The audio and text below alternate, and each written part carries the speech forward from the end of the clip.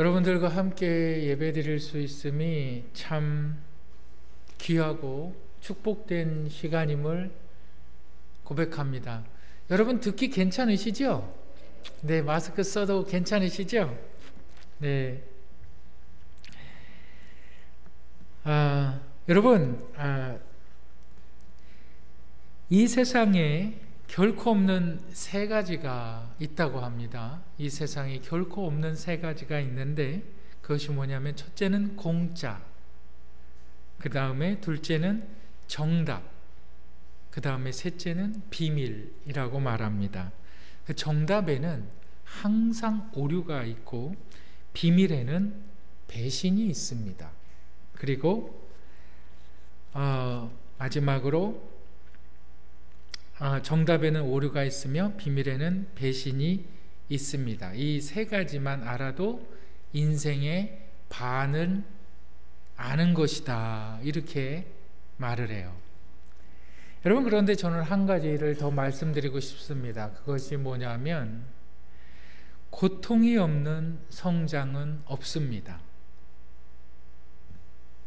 여인이 결혼을 해서, 여자가 결혼을 해서 엄마가 되기까지 아이를 잉태해서 뱃속에서 10개월이라는 그 임신의 과정을 통해서 산고의 고통을 겪어야만 새 생명을 얻게 됩니다. 여러분, 고통 없이 믿음의 성장이 없다는 사실을 여러분 잊지 마시길 바랍니다. 여러분, 참 코로나 사태로 인해서 많이 답답하고 좀 힘드시지요. 나가는 것도 그렇고. 정말 좀 코로나 사태가 좀 빨리 지나갔으면 좋겠어요. 코로나 사태가 빨리 지나가서 우리 성도님들과 함께 좀 바닷가에 가서 시원한 바람도 좀 맞으며 맛있는 회도 먹고 좀 젓갈도 좀 사고 싶고, 또 분위기 좋은 카페 가서 좀 커피 좀 마시면서 수다도 좀 떨고 싶고, 그렇습니다. 참 힘든 시간을 우리가 지금 보내고 있습니다. 그런데 이 힘든 시간을 통해서 반드시 우리의 믿음은 자라나고 있다라는 사실을 여러분 믿으시기를 바랍니다. 이 코로나의 사태가 지나면 곧 지나갈 것입니다. 여러분 기도 많이 해주세요. 곧 지나갈 것입니다. 그러면 우리 함께 바람도 쐬러 가고 좀 수다도 나누고 좀 그랬으면 좋겠습니다.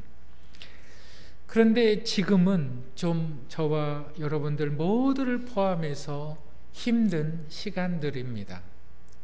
오늘 본문의 말씀은 힘든 시간을 살아가는 우리들에게 전해지는 마가의 말씀입니다. 우리가 첫 번째로 기억해야만 되는 것이 있는데, 힘든 삶을 살아가는 우리들에게 기억해야만 하는 첫 번째는, 우리 한번 따라 하실까요? 섣부른 행동을 하지 말자. 다시 한번, 섣부른 행동을 하지 말자. 네, 마가복음 14장 30절 31절 우리 한번 읽어보실까요? 다 같이 읽겠습니다. 시작. 예수께서 이르시되 내가 진실로 내게 이르노니 오늘 이 밤 닭이 2번 울기 전에 내가 3번 나를 부인하리라. 31절 베드로가 힘있게 말하되 내가 주와 함께 죽을지언정 주를 부인하지 않겠나이다 하고 모든 제자도 이와 같이 말하니라. 여러분, 섣부른 행동이라는 것은 어설픈 행동입니다. 여러분, 어설픈 행동이라는 것은 자신이 한 말에 있어서 책임을 지지 못하는 것입니다. 베드로는 어설픈 행동을 하는 자였어요. 여러분 알다시피 이 본문은 우리가 수도 없이 많이 들었던 그 본문이죠. 예수님과 최후의 만찬을 나눈 제자들이 이제 주님과 함께 이야기를 나눕니다. 주님께서 제자들에게 이렇게 말합니다. 너희들이 다 나를 버릴 거야, 나를 떠날 거야. 특별히 베드로에 대해서는 어떻게 말씀하십니까? 이 밤이 다 지나기 전에 네가 닭이 2번 울기 전에, 정확한 횟수도 얘기하세요. 그만큼 분명하다는 거죠. 내가 나를 부인할 것이다. 그러니까 베드로는 어떻게 말합니까? 힘있게. 영어 원어에 보면 뭐냐면 아주 당당하게라고 말하는 거예요. 아주 자신 있게. 이걸 힘있게라고 말하는데, 여러분 우리가 그럴 때 있잖아요. 말도 안 되는 소리다. 어떻게 내가 그럴 수 있느냐, 그렇게 말했다는 거예요. 여러분 베드로가 어떤 사람이죠? 예수님의 수제자였죠. 예수님과 함께 모든 예수님의 일들을 경험했던 자이지요. 그는 어떠한 고백을 했습니까? 주는 그리스도시요 살아계신 하나님의 아들입니다 라고 고백했던 자지요. 그러니까 주님께서 뭐라 그럽니까? 바요나 시몬아, 내가 복이 있도다. 이것을 내게 알게 해주신 이는 하늘에 계신 하나님이시다. 베드로가 믿음이 있어요, 없어요? 믿음이 있는 자였어요. 아니 적어도 너희들이 나를 버릴 것이다. 나는 주님을 떠나지 않겠습니다. 주님을 버리지 않겠습니다. 이야기하는 이 시간에는 적어도 그는 믿음은 있었습니다. 그런데 우리가 알다시피 어떻게 됐을까요? 주님이 로마의 군사들에게 잡혀가요. 이제 주님이 십자가의 고난의 길을 걸어가고 십자가의 고난을 당하실 때에 베드로는 어떻게 합니까? 나는 주님을 모릅니다. 제자들은 다 흩어져 도망가 버렸어요. 너도 예수님 믿는 자 아니야? 너도 예수 그 무리 그 당 아니야? 무슨 말 합니까? 나는 그 사람 알지도 못합니다. 자기도 잡혀갈까 봐. 무슨 말 합니까? 나는 그 사람 알지도 못합니다. 주님 뭐라 그러셨습니까? 너희들 분명히 다 흩어질 거야. 이 본문의 말씀을 저와 여러분들의 삶에 한번 적용시켜 보세요. 정부에서 코로나 사태로 인해서 대면 예배를 허락하지 않았습니다. 예배 집합 금지 명령을 내렸지요. 우리는 어떻게 됐을까요? 다 흩어졌지요. 다 가정으로 흩어졌지요. 여러분 가정에서 주님을 예배하셨습니까? 참 힘들어요. 내가 주일날을 맞아서 내가 그 시간에 특별히 내가 옷을 갈아입고 내가 그 시간에 주님을 혼자 예배하거나 아니면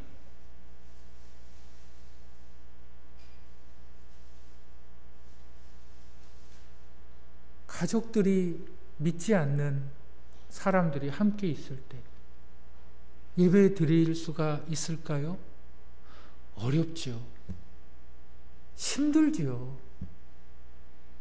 나는 혼자 있는데 혼자 찬양하고 혼자 말씀 보고 그러는 게 쉽습니까? 어렵지요. 다 흩어졌어요. 여러분 그럴 때 있어요. 교회에서 모여서 예배를 드리지 못하지만 예배는 생명과 같이 지켜야 되는, 우리 가족 가운데 믿지 않는 내 자녀가 있고 내 부모가 있고 그러면 여러분 화장실 가세요. 화장실 가서 30분 동안이라도 예배 드리세요. 아니요, 베란다에 나가시던가 아니면 잠깐 나가서라도 그때 하나님의 은혜가, 여러분 그 예배를 하나님 받으시는 거예요. 저는 여러분들에게 예배를 왜 드리지 못했습니까? 여러분들을 책망하고 싶은 마음은 절대 없습니다. 그런데 오늘 본문을 향해서 베드로의 그 어설픈 대답이 과연 우리의 삶을 표현하고 있지는 않은가? 이 베드로의 이 어리석은 대답이 과연 우리의 삶을 나타내고 있지는 않은가? 모이지 마라! 모여서 예배드리지 마라! 마치 예배를 막은 것처럼. 저는 우리 지금 현 정부를 굉장히 싫어합니다. 저는 현 정부가 굉장히 잘못됐다고 저는 생각을 합니다. 그러나 저는 대한민국 국민입니다. 제 신앙에 있어서 여러분, 이것은 박해도 아닙니다. 여러분, 언제 이 정부가 예배를 막았습니까? 여러분, 하나님은 대면할 수 있는 분이 아니에요. 하나님은 비대면으로 예배 받으시는 분이에요. 근데 우리가 모여서 예배 드리지 못한다고 우리가 예배를 드리지 않는다면, 여러분, 우리가 베드로와 다를 게 뭐가 있습니까? 우리가 베드로와 같이 주님을 부인하지 않습니까?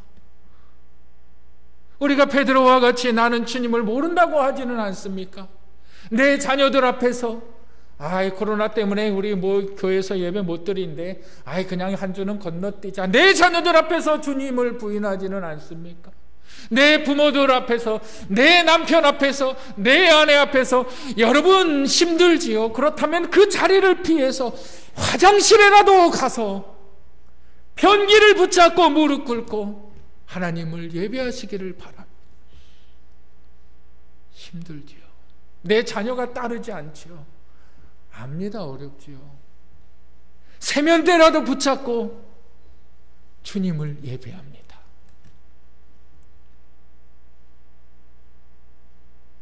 여러분, 이 믿음을 보여주시기를, 이 믿음을 가지시기를 주님의 이름으로 축복합니다. 여러분, 베드로의 믿음은 어떠한 믿음이었을까요? 그는 분명히 예수님에 대해서 아는 믿음이었어요. 그러나 그의 믿음은 굉장히 나약한 믿음이었어요. 조그마한 환경의 변화에도 흔들리는 그러한 믿음이었어요. 여러분, 그는 분명히 복음을 알고 있었어요. 그는 분명히 십자가가 뭔지도 알고 있었어요. 그런데 그는 머리로만 주님을 알았지 그의 삶에는 전혀 믿음이 나타나지 않았어요. 여러분, 수영을 혹시 배워보셨습니까? 수영을 배우면 한 3개월 동안은 호흡하는 것부터 배우죠. 그때는 물에 들어가는 것도 겁이 나고, 내가 물에 들어가서 몇 미터 가는 것도, 걷는 것도 참 무서워요. 조금만 깊으면 내 가슴이 벌써 쿵쾅쿵쾅하고 막 두려워지고 그러죠. 혹시라도 내가 빠질까 봐. 그런데 그 어려움의 시간을, 그 훈련의 과정을 한 6개월 정도 잘 지나면 물속에서도 내가 자유롭게 호흡할 수가 있어요. 그리고 수영을 할 수가 있지요. 자연스럽게. 여러분, 수영 어떻게 하는 겁니까? 라고 제가 여러분들에게 묻는다면 여러분 다 아실 거예요. 수영! 이렇게 호흡하면서 팔을 쭉 뻗고 물장구를 치면서 그냥 가면 돼! 여러분 다 설명하실 수 있을 거예요. 그런데 수영 해봐 라고 얘기했을 때 거기서 아는 사람과 하는 사람은 완전히 구분이 됩니다. 여러분들의 신앙은 여기에서 보여지는 신앙이 아니라, 내가 외로울 때에, 여러분들이 혼자 있을 그때에, 여러분들이 답답할 때에, 내 삶에 문제가 있을 때에 여러분들의 신앙은 그때 보여지는 겁니다. 혼자 있을 때 보여지는 겁니다. 여러분들의 믿음은 모였을 때에, 하나님을 마음껏 찬양했을 때에 보여지는 것이 아닙니다. 여러분들의 믿음은 내가 외로울 때에, 내가 답답했을 때에, 내가 아플 때에, 내가 고난을 당할 그때에 나의 믿음은 그때 빛을 발합니다. 내가 주님을 붙들고 있는가? 여러분, 이것이 복음, 이것이 복음의 삶인 것입니다. 힘든 삶을 살아가고 있지요. 여러분이 힘든 삶 속에 여러분들의 믿음이 더욱 빛을 발하시기를 주님의 이름으로 축복합니다. 두 번째로 우리가 기억해야만 하는 것이 있는데, 우리 한번 따라 하실까요? 견디자, 인내해야 합니다. 네, 우리 마가복음 14장 27절부터 우리 30절까지 한번 다 같이 읽어보실까요? 다 같이 읽겠습니다. 시작. 예수께서 제자들에게 이르시되 너희가 다 나를 버리리라. 이는 기록된 바 내가 목자를 치리니 양들이 흩어지리라 하였음이니라. 그러나 내가 살아난 후에 너희보다 먼저 갈릴리로 가리라. 베드로가 여짜오되 다 버릴지라도 나는 그러하지 않겠나이다. 예수께서 이르시되 내가 진실로 너에게 이르노니 오늘 이 밤 닭이 2번 울기 전에 내가 3번 나를 부인하리라. 여러분, 우리 마가복음 14장 28절, 여러분, 기록된 바 너희보다 먼저 갈릴리로 가리라. 여러분, 이 말씀을 잘 한번 보시길 바랍니다. 내가 살아난 후에, 살아난다는 것은 죽어야 살아나지요. 그치요? 살아난 후에 너희보다, 너희는 누구지요? 제자들은 누구지요? 예수를 부인한 자들, 그들을 주님이 먼저 찾아가시겠다. 여러분, 예배 드리지 못해서 마음에 찔림이 있거나 아픔이 있어도 괜찮다는 거예요. 주님이 회복하신다는 거예요. 너 연약한 믿음 있는 거 알아. 너 용기 없는 것 알아. 너 겁 많은 거 알아. 너 겁쟁인 거 알아. 그래서 내가 너의 인도자가, 보호자가 되어줄 거야. 그 말이잖아요. 그 말.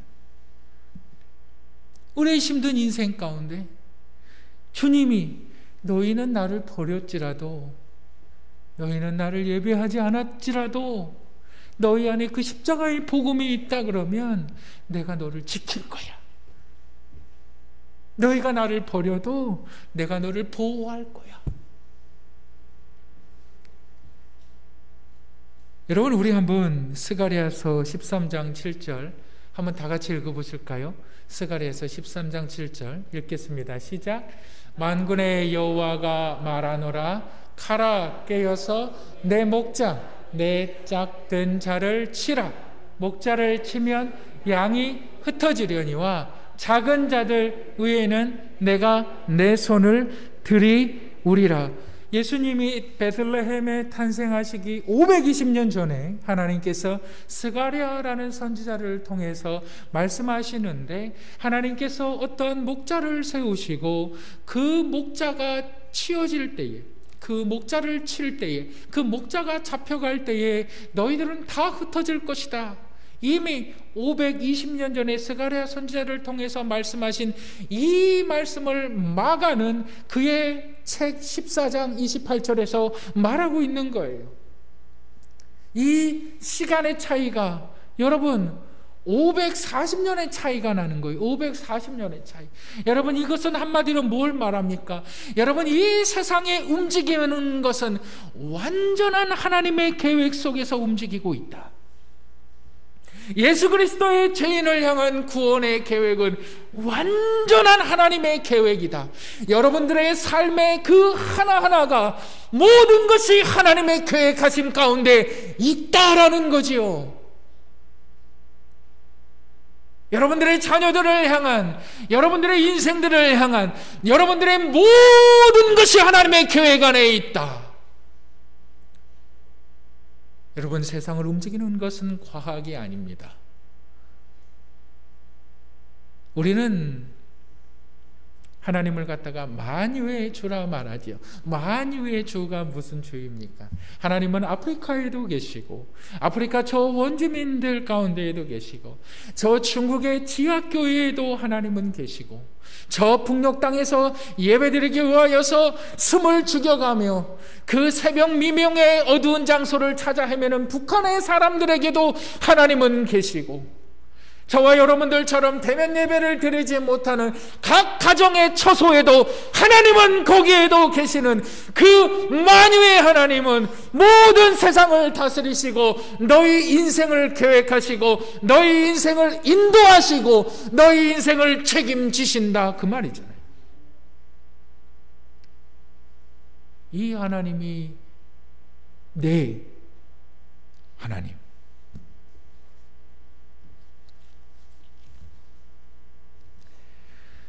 교회에서 예배를 드리지 못하니까 한 5주 정도가 되니까 마음이 너무 답답해지고 참 불안해졌어요. 계속 이제 교회에 나와서 이제 계속 있는데 참 여러 가지 문제들이 많이 일어났어요.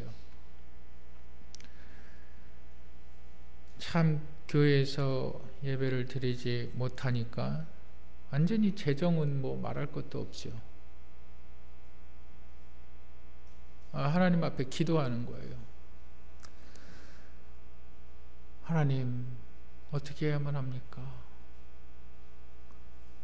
하나님, 어떻게 해야만 합니까? 이 자리에 나와서 기도하니까 하나님이 자꾸 저를 치시는 거예요. 똑바로 기도해. 너 지금 뭐하냐? 네 문제가 뭐냐? 너 지금 뭐 갖고 기도하냐? 제가 기도하는 거는 코로나 사태가 빨리 없어지게 해주세요. 하나님, 교회 문 닫으면 어떡합니까? 재정적인 문제 어떡합니까? 재정적인 문제 참 중요하죠. 참 필요하죠. 네가 싹군이다 이거예요. 네가. 너는 도둑놈이야. 주님 저한테 그렇게 말하. 너는 싹군이야, 싹군. 네가 정말 영혼에 대해서, 네 성도들에 대해서 정말 너의 영혼에 대해서 너 지금 고민하며 기도하고 있느냐? 정말 지금 성도들이 예배드리고 있느냐? 정말 그들의 영원한 생명을 가지고 주님 언제 오실지 모르지만, 주님 앞에 언제 설지 모르지만 내 신앙을 지켜서 내 믿음을 지켜가는 가운데 주님을 만난다면 아멘 주 예수여 할 수 있는 그들을 위해서 너 지금 기도하고 있느냐? 너 가짜라 이거. 주님 저한테 하시는, 너 가짜라 이거. 너 가짜다. 얼마나 회개를 했는지 몰라요. 얼마나 회개를 했는지 몰라요. 여러분, 제가 보내는 동영상들 보셨습니까? 아주 보내는 비디오가 재수가 없어요. 너무 우울해, 사람이. 힘드니까. 너무 삶이 우울해. 근데 기도하고 나니까, 그래서 제가 뭘 만들었냐? 행복방을 만들었어요. 십자가의 은혜를 다시 붙잡으니까 내 삶이 기쁘지 않을 이유가 없는 거예요. 내 삶이 행복하지 않을 이유가 없는 거예요. 아, 주여, 그렇지요. 아니, 코로나 사태 이전에는 우리의 삶이 행복했나요? 우리 경제가 좋았나요? 우리가 좋았나요? 그때 여전히 힘들었어요. 늘 고민 많았고요. 왜 코로나 핑계 대느냐? 주님 감사합니다. 내가 주님을 붙잡을 수 있으니 감사합니다. 여러분, 우리 다 죽어요. 주님 앞에 서게 돼요. 예수 그리스도의 십자가의 복음의 은혜가 여러분들의 삶에 나타나기를 주님의 이름으로 축복합니다. 이어령 씨가 그런 말 했잖아요. 사람은 누구나 태어나면서 죽음의 기저귀를 차고 태어난다. 태어남과 동시에 고난이 시작되고 고통이 시작이 된다. 그게 인생이다. 우리의 삶의 고난, 고통이 우리의 인생이라면 이 삶을 우리와 함께 걸어가시는 주님이 계신 것. 주님 너무 감사하잖아요. 주님 너무 고맙잖아요. 그때마다 피할 길을 예비하시는 주님 너무 감사하잖아요. 지금까지 제 인생에서 한 번도 막힘이 없었어요. 늘 힘들고 늘 어려웠지만 주님 도와주세요 하면 늘 주님 말씀하시는 그 주님이 내 주님이라는 거예요. 너 지금 뭘 걱정하냐? 네가 걱정하는 게 지금 뭐냐? 그게 아니라는 거예요. 어느 때든지 예배할 수 있느냐? 제가 아내와 함께 2002년도에 아프리카에 갔었어요. 그 짐바브웨이를 지나서 보츠와나 그쪽으로 가다가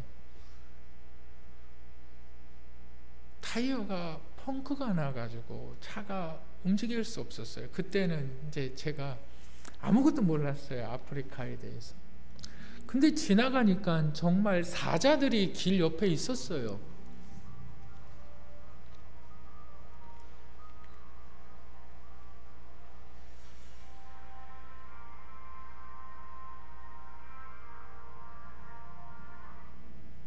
사자들이 정말 길 옆에 있었어요. 저는 아프리카는 다 그런 줄 알았어요. 그런데 아프리카를 몇 년 동안 그곳에서 살았던 선교사님도 그런 경험을 처음 했대요.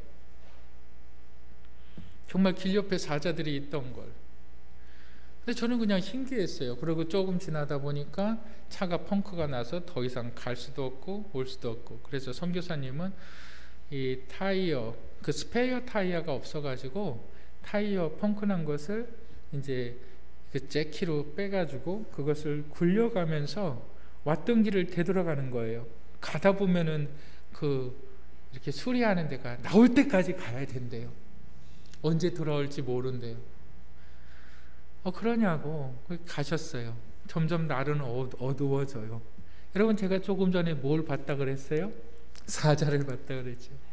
근데 그곳에서 불을 피워놓고 그곳에서 찬양을 하고 그곳에서 예배했어요. 내 주위에 지금 사자가 있는데 하나님이 그걸 떠올리게 해주시는 거예요. 그게 예배야. 하나님이 그걸 기억하게 해주시는 거예요. 그게 예배야. 내 주위에 사자가 우글거리고 짐승들이 우글거려요. 밤이 점점 칠흑같이 어두워지고 있어요. 근데 마음은 평안한 거예요. 마음은 기쁜 거예요. 마음은 잠잠한 거예요. 하늘을 바라보니까 그렇게 깨끗할 수가 없어요. 막 별이 떨어지는 것과 같아요. 거기서 하나님을 마음껏 찬양했어요. 거기서 하나님을 마음껏 노래했어요. 하나님, 그게 예배다 말하는 거예요. 그게. 이 평안이 힘든 인생을 살아가는 여러분들의 삶에 있기를 주님의 이름으로 축복합니다. 이 예배자가 되시길 바랍니다. 예배는 건너뛸 수 없는 겁니다. 예배는 목숨 걸고 죽을 때까지 붙들고 나아가야 되는 것인 줄 믿으시기를 주님의 이름으로